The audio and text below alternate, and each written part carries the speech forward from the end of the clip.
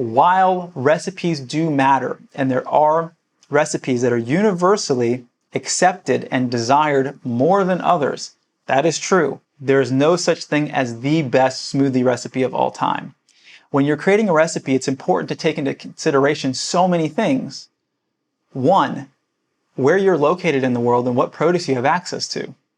This person that we were speaking to was in a different country. They have access to different ingredients. And you need to take that into consideration because that's going to have a different amount of freshness. You can have a recipe that is the same in one part of the world, but tastes different in another part of the world because the produce is being shipped from another place. It's being picked when it's not ripe.